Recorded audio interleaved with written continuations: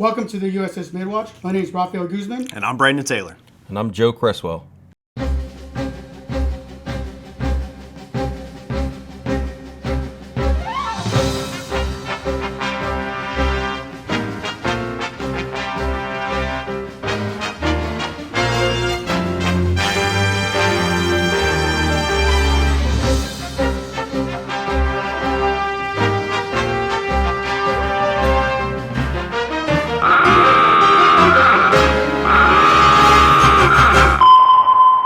All right, Joe. Hey, thanks for joining us.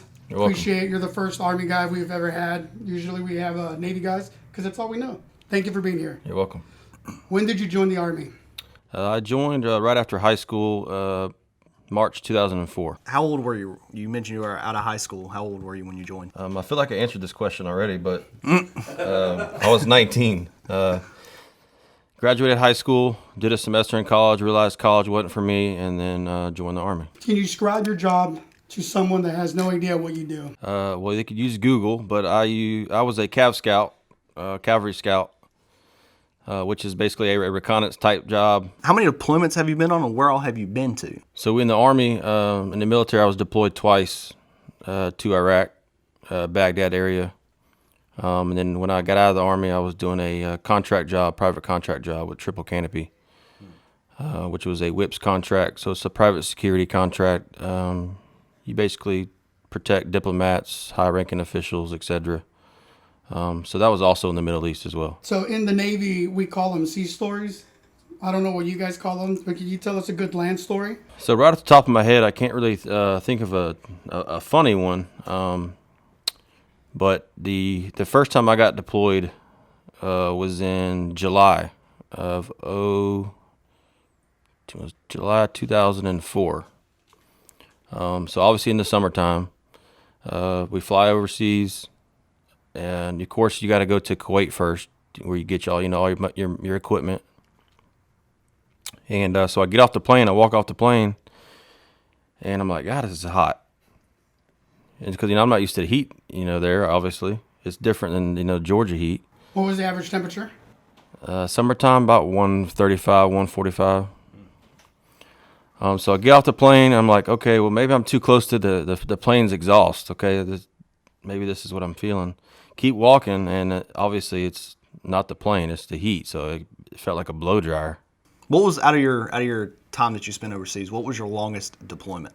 So my longest deployment for the Army is different than like the Air Force and stuff and the Marine Corps. I know they do shorter deployments overseas. Ours usually is a year to 15 months. So my longest one was a year. I got stop lost on the second one. So that was just shy of a year. So on submarines, we have like very limited communication. How does communication work over there?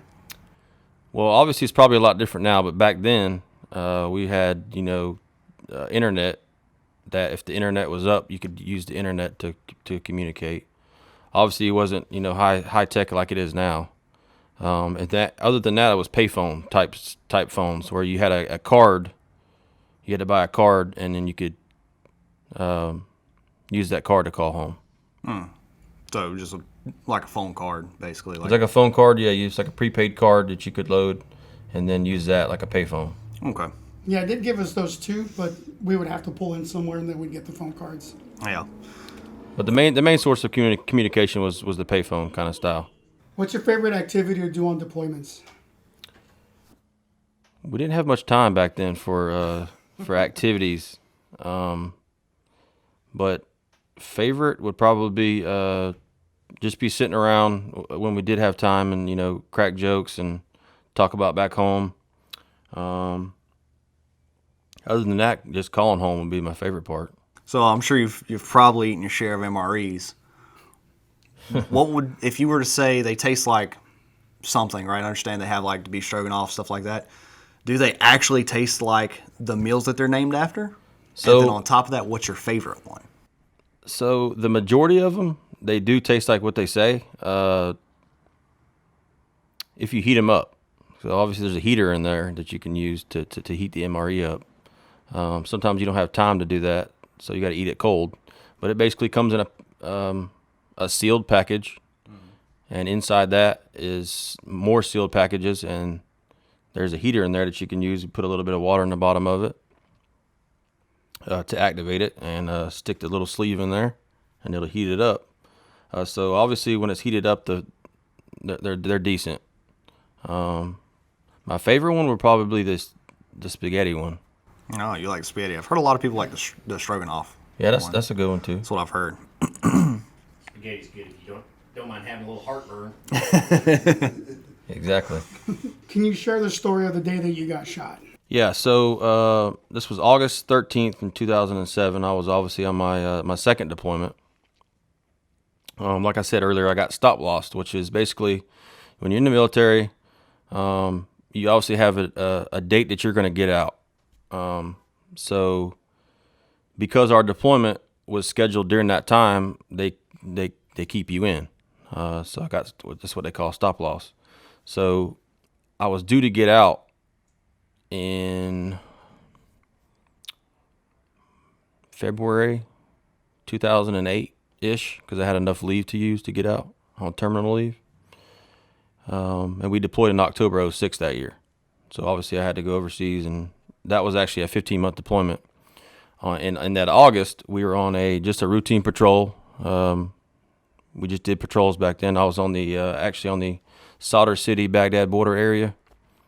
The vehicle I was in, I was actually in the back right seat. We hit a roadside bomb. And long story short, we pushed through like they teach you, and had to do a vehicle assessment to see if we had to get towed or we could, fix the vehicle ourselves, etc. And so my buddy that was in the front passenger seat, he was going to get out to check the damage to see if we needed to be towed out. So I told him, no, I'll get out with you. We did the vehicle assessment. I let him get back in first, and as I was getting back in, my rifle was to my side, and didn't hear a shot, but obviously felt it. It basically went through my right arm, right ulnar bone, and then my right thigh.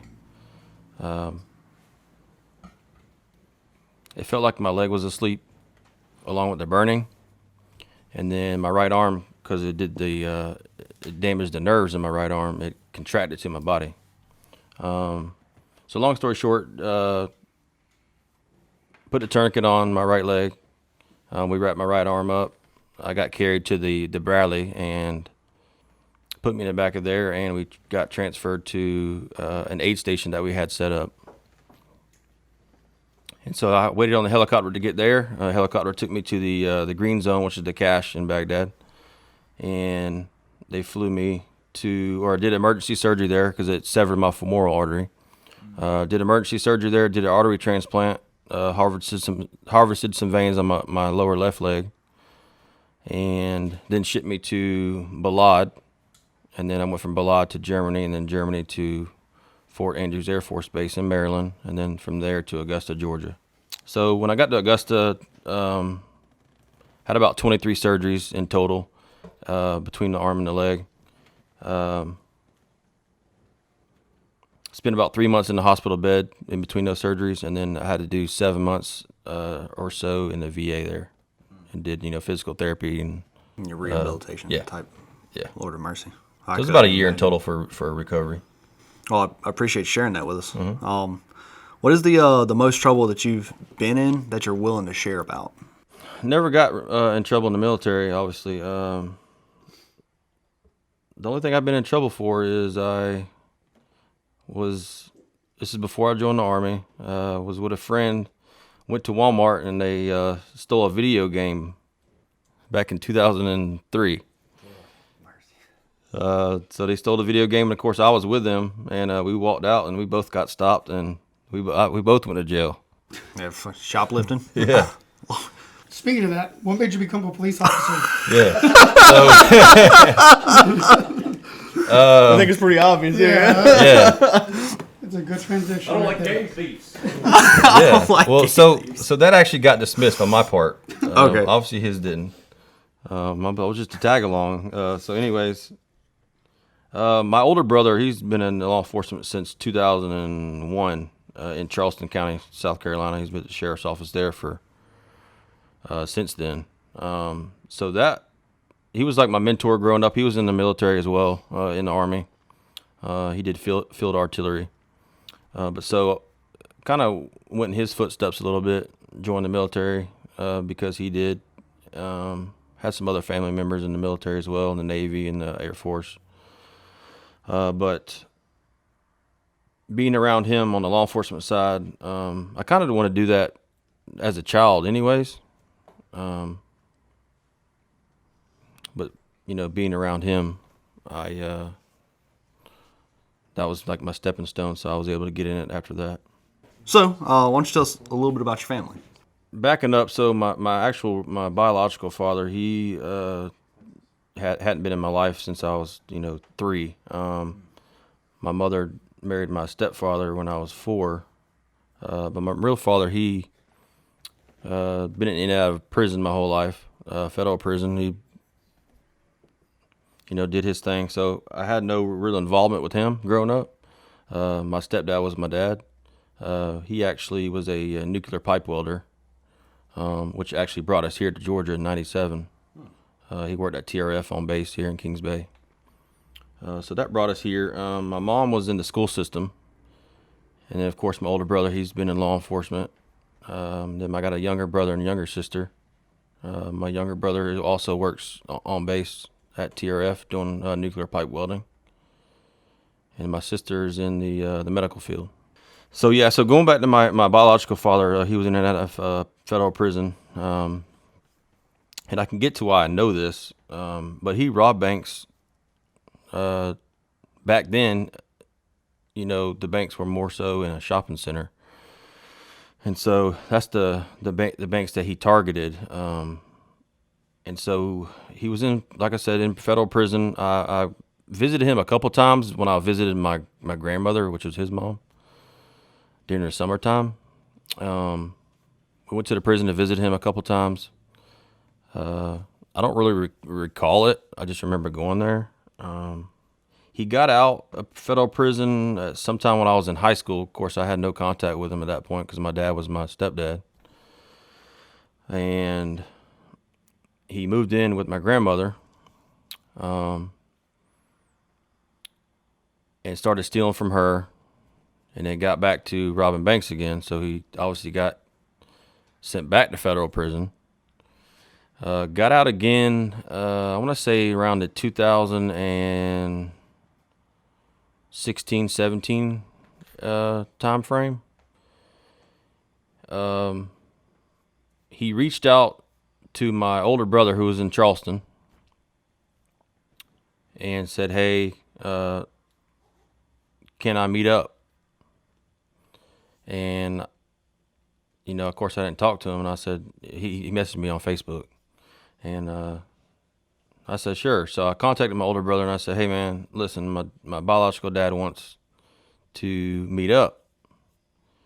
And I said, I'll do it as long as, you come with me. So long story short, we met him at a Mexican restaurant. And we sit him down. And, of course, it's awkward because I have no contact with him. So he tells us, because we're asking him, hey, tell us the stories of, why you went to prison. I know you robbed banks, but tell us the stories. So long story short, the second time when he got out and he got caught, he was robbing banks up and down the East Coast. He didn't use a weapon. He used a note. And then he was going to the West Coast to start robbing banks there. Well, in between that, he said he met this girl who was a recovering addict, and they had a relationship, and somehow she got caught up and she snitched on him before he was going to the West Coast. And so that's how he got caught the second time, is this lady that he was dating snitched on him. And I think he said they found like $80,000 underneath his passenger seat. That was my next question. Do you know Jeez. Did he claim how much he took?